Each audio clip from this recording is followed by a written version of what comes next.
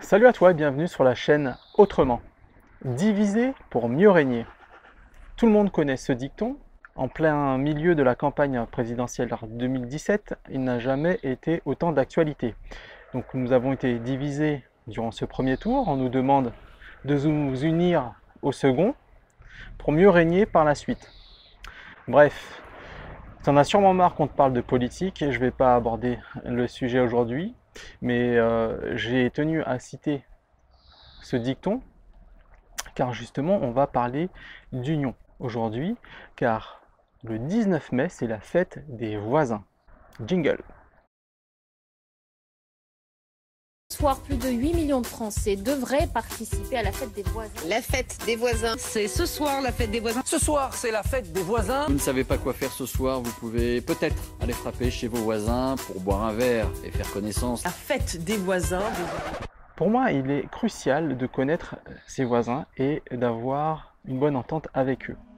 Dans une précédente vidéo, Où cultiver en ville, j'avais déjà abordé cette importance et des solutions qui pouvaient te permettre, en bonne entente avec tes voisins, d'avoir une plus grande autonomie, une plus grande résilience au niveau de ta production de légumes, de fruits, etc. Dans cette vidéo, j'avais parlé évidemment des jardins partagés qui sont souvent proposés par les communes.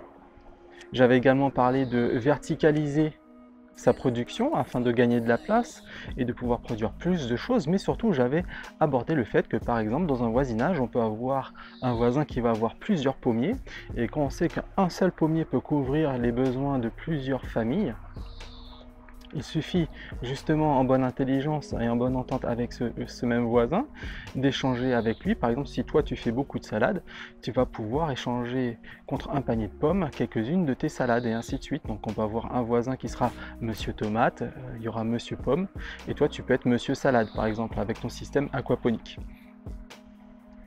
J'ai récemment fait la rencontre d'un de mes voisins qui a un pied de kiwi qui a plus de 25 ans d'âge et qui lui permet de remplir une pièce chez lui de cagettes de kiwi chaque année. C'est tout simplement incroyable et il m'en a fait goûter quelques-uns et ils étaient tout simplement succulents. Donc ce que je vais essayer de faire, c'est de proposer à ce monsieur Kiwi, quelques-unes de mes salades ou de ma production en échange d'une cagette de ces kiwis, tout simplement.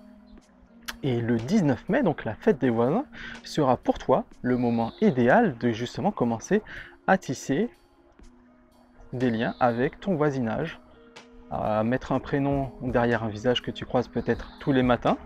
Et ton voisin, il est comme toi, il aimerait manger plus sainement.